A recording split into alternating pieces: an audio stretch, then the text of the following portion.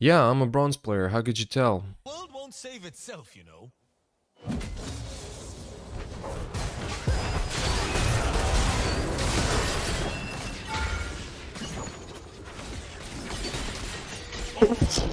Hello everybody, long time no see, I've missed you, how you been? 4 months for Diamond, that's pretty nice. I wish it was faster, but however, I hear people play this game for many months and are unable to hit Diamond, so it's something that I should be proud about. The game in the background is my last promotion game that started off a little bit interesting. My bot lane went about 0-8 by 7 minutes, making the enemy 80 carry Kai'Sa legendary, and we had a team score of 3-13 by about 8 minutes, so it was a pretty rough game. Still ended up winning it, so that's good. Managed to hit Diamond finally. Just to catch you up to speed, 4 months ago I started playing League of Legends, and I was placed in Bronze, and I told myself, man, I want to get Masters. My story for this specific video begins when I was Silver 1. This is when I realized I started losing a lot more LP than I was gaining. Even though I had really like excellent win rates, it only got progressively worse. So I started doing some research on the topic and actually made a video that you can go check out. It's called How Riot is Keeping You in Elo Hell. Basically, I figured out that Riot, with the implementation of their new LP system, has created this so-called Elo Hell where players are unable to climb because they lose so much more LP than they gain, even though they have really good win rates. So after playing my first 50 games in Platinum, I realized I wasn't really getting anywhere. I wasn't getting any LP. I was basically hard stuck in Platinum. And it didn't matter that I had my really good win rate. I was tracking my games, tracking the LP that I gained and lost for them. Sadly, I missed out on the first 11 days, 11 games, I should say. But the first 11 games were just as bad as the 12th one. I was getting something like 16. I was losing like 32 or so. So my average LP gains came up to about 21 LP, and my average LP losses to about 27 LP. And now we can use these LP gains and losses in order to calculate the required win rate in order to climb. And if we use them, we come up with a number of 56.3%. So what this means is that any win rate below 56.3% was actually losing me LP. So even a crazy high win rate like 55% would still lose me LP. So there was no way for me to climb. And you can see here, if I went 3 wins and 3 losses, I would actually lose 23 LP, or if I went 2 wins and 2 losses, I would lose 13. And some crazy situations, like for instance, going 2 wins and 1 loss, I would only get 10 LP. So starting a day off on a loss was pretty gut-wrenching, right? It was like devastating, absolutely. After playing 60 more games, the LP gains improved by a little bit. The ratio improved, however, it was still negative. I was getting something around 23 LP for win, I was losing something around 26 LP. However, all that went back to normal once I hit Platinum 3. I was again getting about 20 LP, losing about 28 LP. So it was pretty much unsustainable. I really didn't want to play thousands of games in order for Riot to allow me to finally climb. I had 2 things I could do. Like I had 2 approaches. Approach number 1 was the easy way out, and I see people do this all the time. I see this advocated by a lot of high elo players as well, and that is like buying or leveling a new account.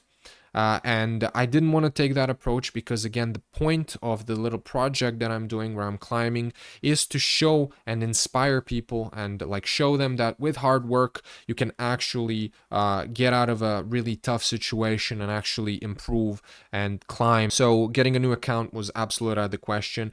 And the second thing that I came up with, I needed to do everything in my power I could in order to get a win rate that was equivalent to somebody who was smurfing. I needed a win rate of over 70% playing against players who are relatively the same skill level as me, which sounds absolutely impossible, and for in most cases it's not actually going to be possible. So sadly you're mostly going to have to grind it out. However, I'm going to try to tell you like the things that I did in order to get this win rate. I did 3 things. Thing number 1 that I did, and this is by far like the worst one for me, is I stopped streaming, right? And I really like streaming my games because I've started to build a really nice community. I really like you guys coming and interacting with me, but I realized that reading the chat, having like sometimes the game lag for me because I was streaming, or like having all of these distractions, was making me play worse. I also realized that just playing off stream, I was more focused and I could play better. So I had to eliminate streaming if I really wanted to climb. What you can take out of this is try to eliminate all the distractions. For instance, if you have your phone there, don't read messages, don't look at YouTube videos, don't listen to podcasts. I would try to avoid music if you can. I think all of the things that are outside of the game just serve to take away your attention and probably reduce your win rate. Like even listening to music can probably like make you play, I don't know, 0.5% worse, something like that. The second thing I did is I only started playing the game when I felt I was absolutely on point, like completely. What that means is that I would play a game.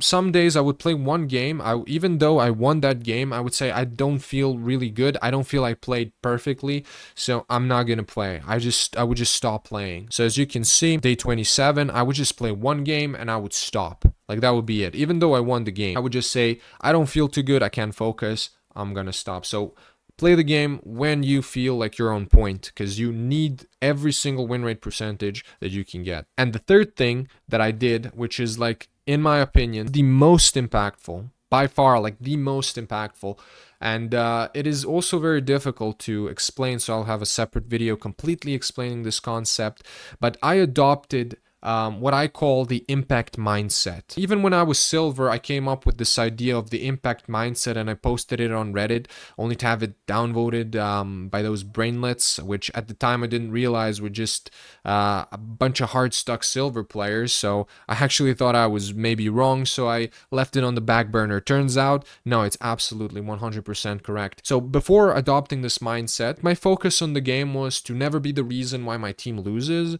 and to always perform like solidly, right? And this allowed me a 55% win rate, which sadly in this case was absolutely not enough to climb. Let me give you an example of the impact mindset. So let's say we have two players. One player is 5-0 and the other player is 0-5. Looking at these scores, it doesn't necessarily follow that the player who is 5-0 played better than the 0-5 player. Let's, for instance, imagine that in the end of the game, we find out that the 5-0 player has done 50% less damage than the 0-5 player. He has also not been that good at destroying turrets or like dealing minion damage and stuff like this. So the 5-0 player, even though on paper it says that he played well, I would argue that the 0-5 player who has managed to outdamage him by 50% has had more impact, more positive impact for his team, and is more likely to win playing the way he is playing. Moving the focus away from having a nice score so that you can whine about your teammates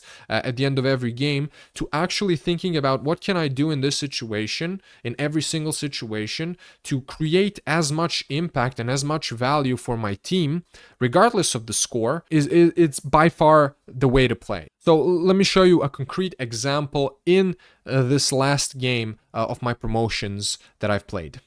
So we can see both teams getting ready for dragon here. It's a very important dragon because it does give the dragon soul. And I do spot Irelia over the ward. So I start pinging my team that we're getting flanked. So the best decision in this situation for us would be to turn on Irelia because it's 5v1 until the enemy team arrives. My team does end up following my thing, which is great, and we go after Irelia. So what I'm thinking here is, if we kill Irelia and we turn around, we beat the enemy team. Okay, so we chase her down, she's basically caught, she has to turn around. Okay, so in this situation, I see Irelia, but I also see the enemy team coming from bot side, and they're very grouped up. So what's going on through my mind right now is I could go and fight Irelia, I could go Q her and help my team kill her, but also if I land a 4-man ult here, and if I land my pool and my E, it doesn't really matter if I die or not after this.